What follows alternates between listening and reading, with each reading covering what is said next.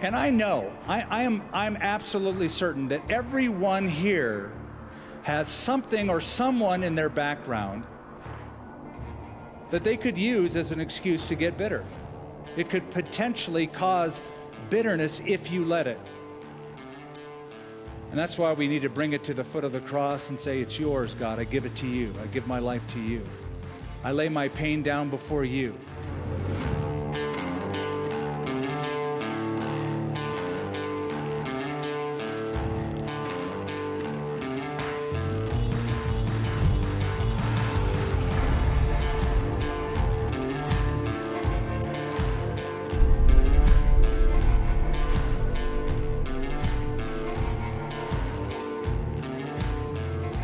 In the 16th century, there were two renowned artisans who were both hired to beautify the Vatican in Rome.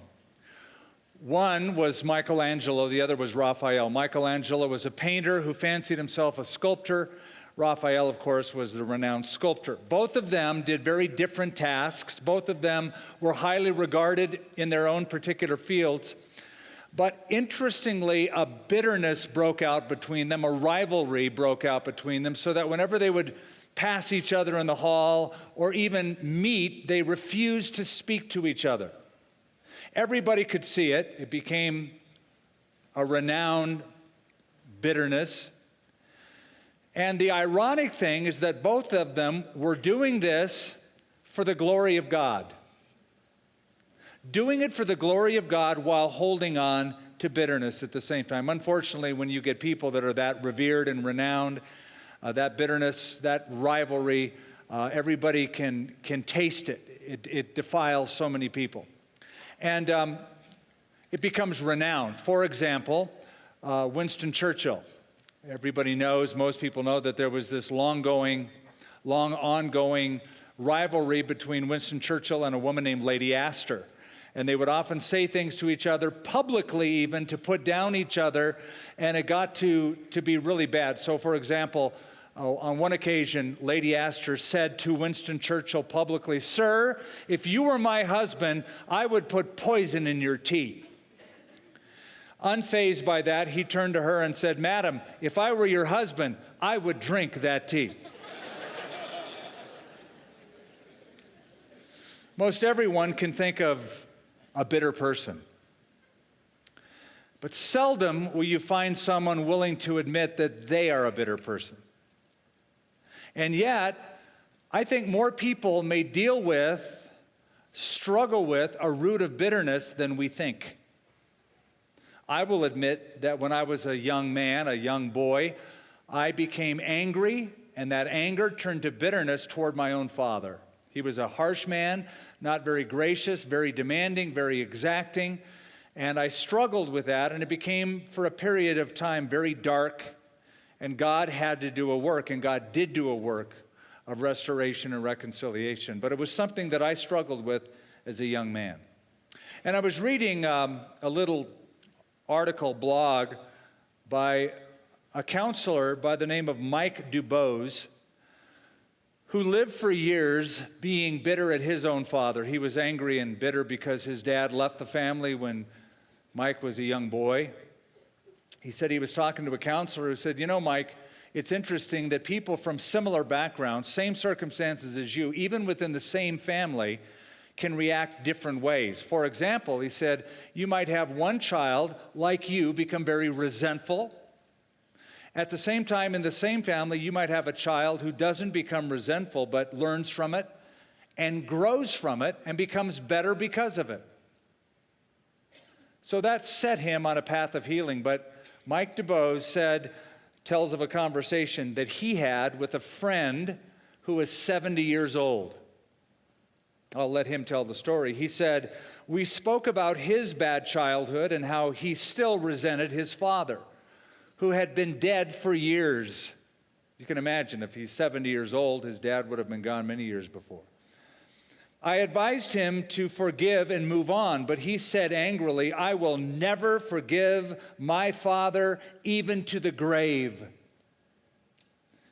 His dead father," said Mike, His dead father and his negative childhood experiences were still haunting him and generating anger more than 60 years later. And he concluded by writing, bitterness had taken deep root in his mind and his heart. Listen, of all the human emotions that are out there, this is one that you ought to fear the most. Because bitterness is emotional cancer. As one leader put it, bitterness blows out the candle of joy and leaves the soul in darkness. You know, bitter people are like porcupines, a bit. They may have many fine points, but they're very hard to get close to. And they're hard to get close to because they're harsh, they're critical, they're unforgiving, they're judgmental, they're sarcastic, angry. But it's more than just anger. It's anger that has grown into something, morphed into something. Or they're like icebergs. They're very cold toward you. They're very cold-shouldered, aloof, act like they don't need you, they don't want you, they got nothing to say, I'm good without you. And like icebergs, most of the problem is underneath. You're only seeing the tip of the iceberg. The real problem is what's going on under the surface. Now today, we're dealing with the garden of your own heart, so to speak, what you allow to grow in your soul. So we're going to look at bitterness, and I want to show you out of this text, the book of Hebrews, chapter 12, beginning in verse 12, 4 attributes of bitterness. We're going to follow the stages of its growth. From a small seed put into a certain kind of soil that nurtures and nourishes it, that eventually grows a root system, that eventually produces fruit. So let's begin by saying that bitterness begins with small seeds. I'm taking you to chapter 12 of Hebrews, verse 12, where he begins in this paragraph, therefore, strengthen the hands which hang down, and the feeble knees, and make straight paths for your feet, so that what is lame may not be dislocated, but rather healed. Pursue peace with all people and holiness, without which no one will see the Lord. Looking carefully, lest anyone fall short of the grace of God, lest any root of bitterness springing up cause trouble, and by this many become defiled. Now this paragraph opens up with a metaphor of a racer, of a runner. It's something the author begins with in the first few verses of the same chapter, where he says, let us run the race that is set before us. Now he returns to this metaphor, and now here is the runner on the track whose hands are drooping down. He's losing the proper form for running. He's becoming exhausted, and in his exhaustion, his knees get wobbly. And in the very second verse, verse 13, he's veering off his own path, getting into the next lane, which can become detrimental. It can dislocate his own joints, or it can hurt a fellow runner. So the picture then is of a Christian, a believer, running the race of faith who becomes discouraged. What is it that discourages the runner? People. Because you'll notice that he says, pursue peace with all people. You know, the biggest challenge to your peace is people. Of all the circumstances in life, people are the source of rattling your cage. Why? Because people can hurt us, they can upset us, they can offend us, they can affront us, they can ignore us, and all of those things hurt. However, what we fail to lose sight of when people hurt us, and that is where bitterness begins, by the way, with that anger due to hurt. What we fail to see is that perhaps God is actually using those difficult people to get our attention, to use them as a course correction, to chasten us. By the way, that is the context of the entire chapter. He starts with a runner metaphor, goes back to it, but in between he talks about the chastening of the Lord. I want you to see a few verses. Look at verse 3. For consider him, that is Jesus, who endured such hostility from sinners against himself, lest you become weary and discouraged in your souls. You have not resisted to bloodshed, striving against sin," implying that's what Jesus went through. "And you have forgotten the exhortation which speaks to you as sons." Here's the quote: "My son, do not despise the chastening," that is chastising, that is correction, that is spanking. "Do not despise the chastening of the Lord, nor be discouraged when you are rebuked by him. For whom the Lord loves, he chastens, and he scourges every son whom he receives." Now, when you lose sight of that fact, that God could be using a difficult person to chastise you, to course correct you, when you start seeing people not as God's correction, you start thinking that they're the devil's aggravation. This can't be from God, it has to be from the devil. Well, maybe it's from God, because he's chastening you. God can use those difficulties. But that word that the person says, that deed that that person does, it becomes a seed that is planted in your heart that, if you allow it to grow, leads to bitterness. And I've noticed something. When people are discouraged, like this runner is here, when you are discouraged, you are most vulnerable to those kind of thoughts inwardly that lead to a bitter heart. So where does bitterness come from? It comes from a seed of anger planted by somebody who has hurt you. Bitterness begins to germinate when something happens to you that you don't think you deserve. I don't deserve this. I don't know why this is happening to me. I don't deserve this. It's like the student who went to his professor in college, very angry because the professor gave him a 0 on his test. And he said, "Excuse me, I don't deserve this 0. The professor said, "I agree with you. You don't deserve it, but it's the lowest grade I could give you." Now, sometimes people want to hurt you. It's an intentional statement or deed. Other times it's not intended at all to hurt you. In fact, sometimes it's imaginary. You just are imagining this whole thing. And yet, though they're not trying to hurt you, they hurt you. You feel slighted. Bitterness is simply internalized anger that you let fester over time. You hold on to it long enough, and the anger will change. It will morph into something else, and that is resentment and then bitterness. An article I found in Psychology Today, the author said, all bitterness starts out as hurt. And then the author says it festers into an anger. He continues, "For anger and its first cousin, resentment, is what we're all likely to experience whenever we conclude that another has seriously abused us. Left to fester, that righteous anger eventually becomes the corrosive ulcer that is bitterness." So, the picture in Hebrews chapter 12 is discouragement has planted a seed of hurt. The hurt has turned to anger. The anger becomes resentment, and eventually the resentment becomes bitterness. According to Stephen Diamond, a PhD on this subject, he defines bitterness as a chronic and pervasive state of smoldering resentment. And I thought that was very picturesque, a smoldering resentment. And he said he regards this as one of the most destructive and toxic of all human emotions. So bitterness begins with small seeds, but then it grows. And the second characteristic, the second attribute I want you to see is that bitterness requires the right kind of soil. So you look at something and notice it in verse 15, if you don't mind. The author says, looking carefully. That means paying attention very diligently. Looking carefully, lest anyone fall short of the grace of God. Now, the truth is, you can never outstrip or outrun the grace of God. The Bible says where sin abounds, grace overflows. But you can come short of it. You can lose sight of the grace of God. And when a person misses the grace of God in his or her life, they become susceptible to a life of bitterness. Why?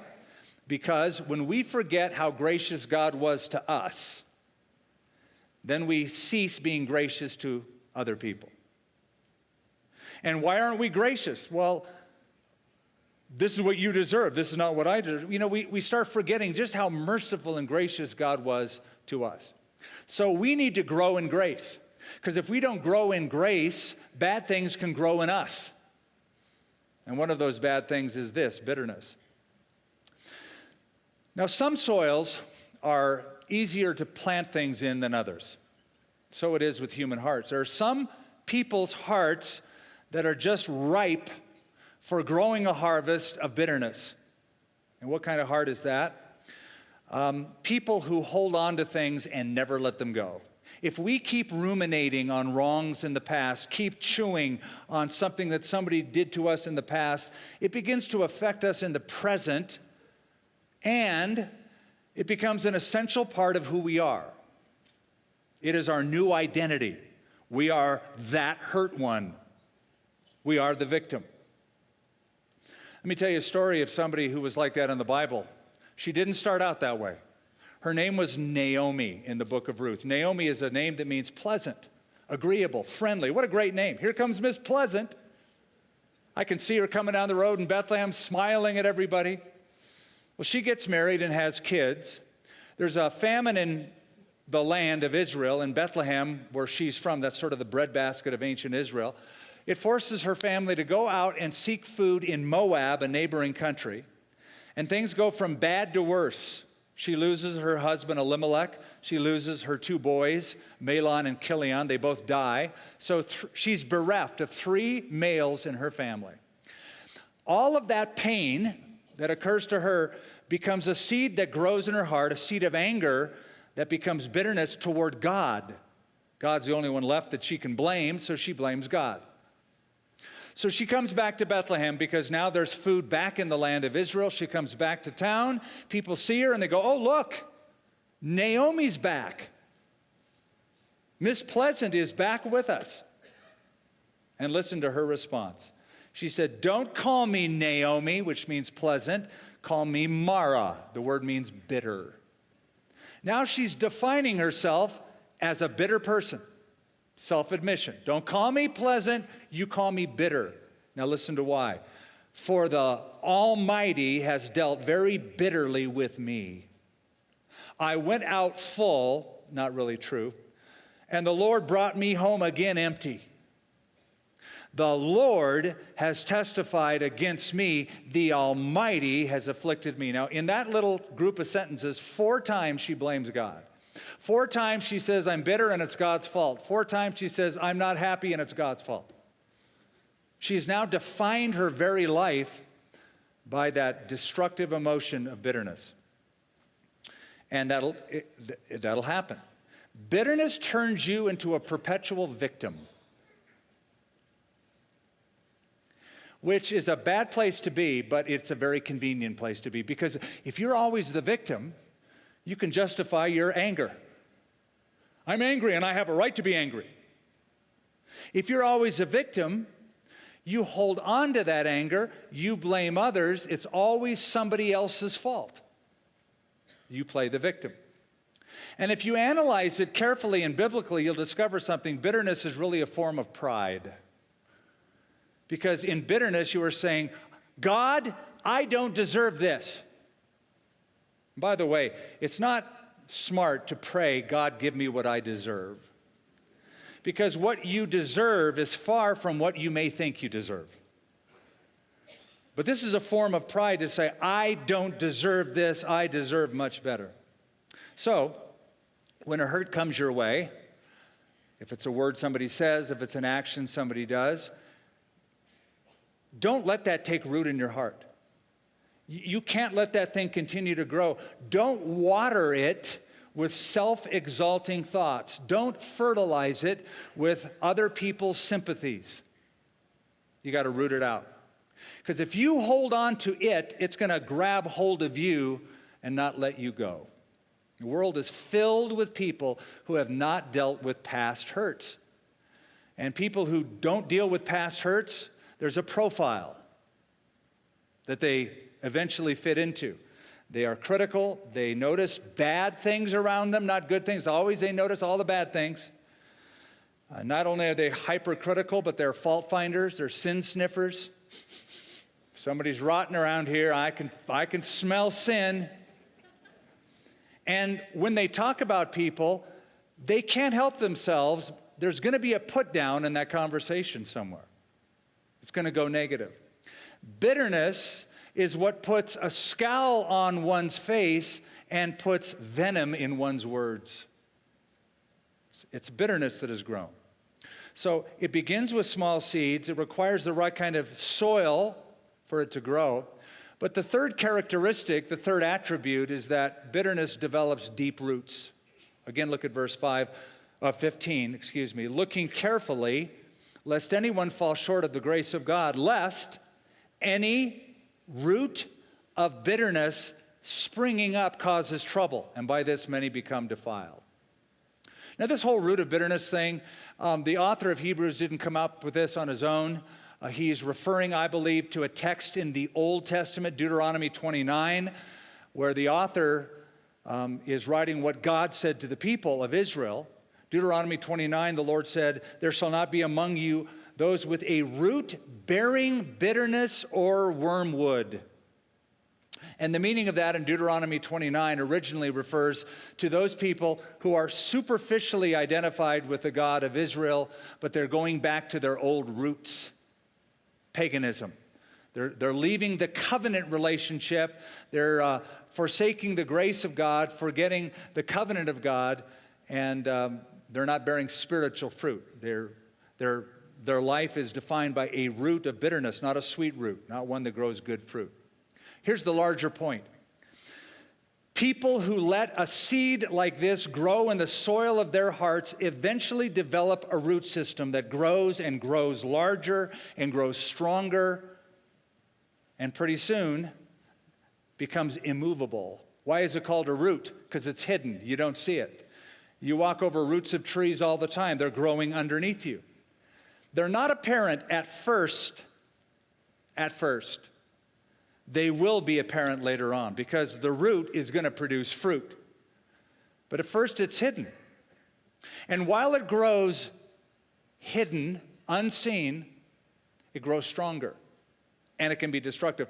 I have this tree in the back of my house, and I've used it in many illustrations, but one thing that you need to know is that when it was growing early on, and it's grown quite large, I had people tell me, you got to get rid of that. This kind of tree can destroy houses. It can destroy foundations. Because the roots tend to be surface roots, and they can just break things up and break foundations up and break heating ducts up. But I love this tree. I haven't gotten rid of it.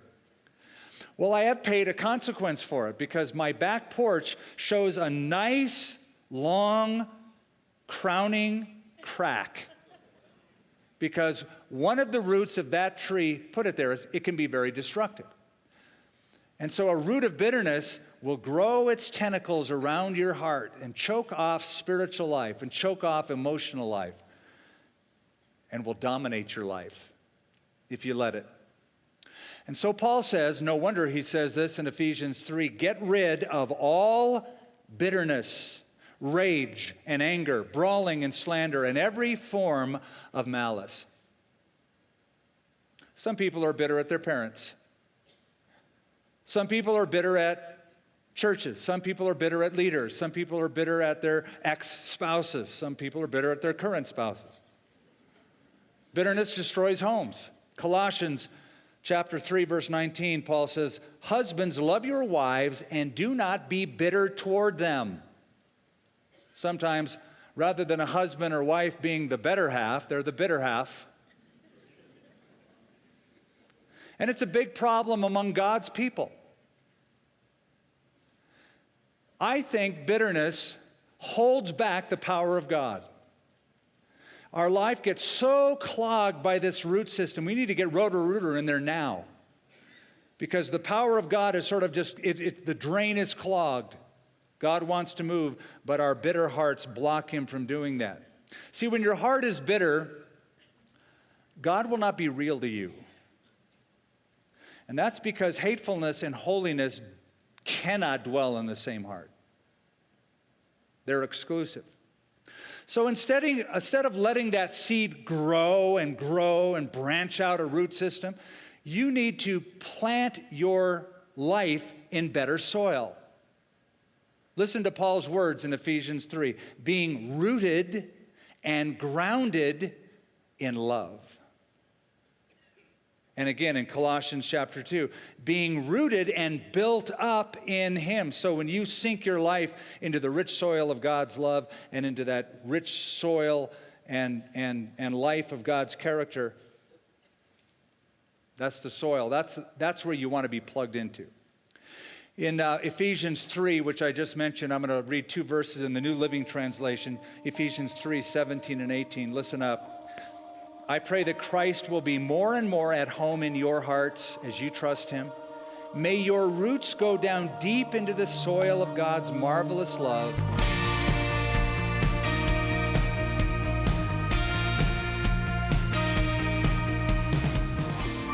Understanding God's Word changes everything, and this Christmas you can give a better understanding of the Bible by choosing a gift from the Connect with Skip Heitzig Christmas Gift Ideas brochure.